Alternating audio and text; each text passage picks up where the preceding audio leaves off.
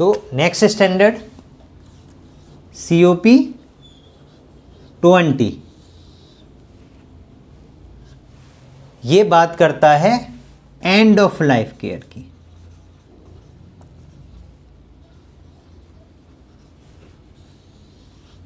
कभी कभी मैं लिखने में स्पेलिंग में थोड़ा प्लस माइनस हो जाता है, मैं स्पेलिंग पे ज़्यादा ध्यान नहीं दे पाता, आप मेरे वर्ड्स को ज़रूर याद रखिए।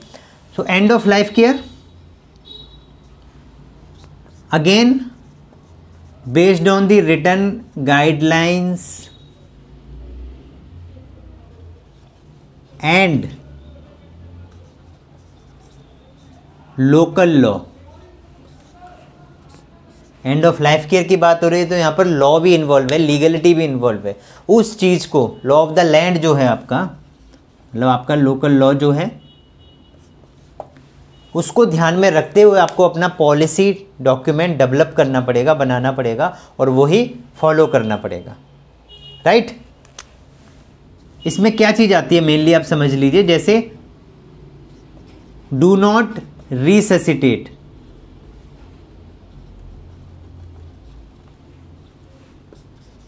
Do not intubate, allow natural death. इन सब चीज़ों का ध्यान रखना होता है कि हमें इन चीज़ों के लिए, इन सब प्रोसेसेस के लिए law of the land allow करती है नहीं करती है, उसको ध्यान में रखते हुए हमें अपना पॉलिसी डॉक्यूमेंट डेवलप करना होगा, ठीक है। अब एंड ऑफ लाइफ केयर में मेन क्या कंसर्न है, किन चीज़ों का हमें ध्यान रखना होता है वो आप समझ लीजिए। लॉ को ध्यान में रखते हुए हमें पॉलिसी डेवलप करना होता है। वो मेन उसके 5 कैरेक्टरिस्टिक्स हैं। नंबर 1 है पेन एलिवेशन। पेन एलिवेशन हम पेन मैनेजमेंट वाली जो क्लास थी COP 17 उसमें हम पढ़ चुके हैं ऑलरेडी। मतलब पेन को रिलीफ करने के लिए विथ कंसिडरिंग फैमिली विशेज।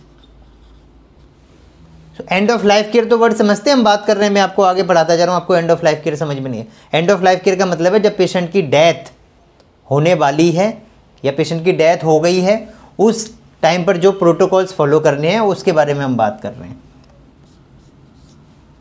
ठीक है। Pain elevation, then sensitivity consideration,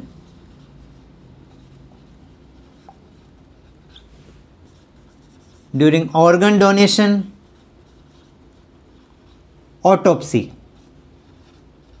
autopsy समझते हैं, पोस्टमार्टम जिसको आप बोलते हैं, मूवीज में देखते हैं पोस्टमार्टम। सो पोस्टमार्टम को ऑटोप्सी बोलते हैं। तो उस टाइम पर आपको सेंसिटिविटी का ध्यान रखना है, पेशेंट्स के beliefs, values, cultural, religion related जो प्रेफरेंसेज हैं उनको ध्यान में रखना है। इन्वॉल्व करना है पेशेंट के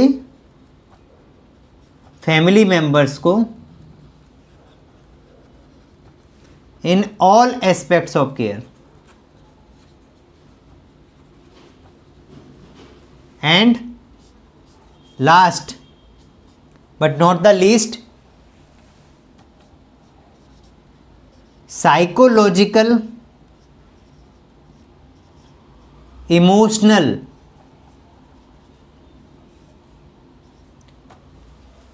वैल्यूज को भी, कंसर्न को भी हमें ध्यान में रखना है, ठीक है। तो हम इस पे मोटा मोटा इन 5 पॉइंट्स पे डिस्कस कर लेते हैं कि पेशेंट की डेथ हो रही है तो ऐसा नहीं कि उसको अवॉइड कर रहे हैं, हम छोड़ रहे हैं।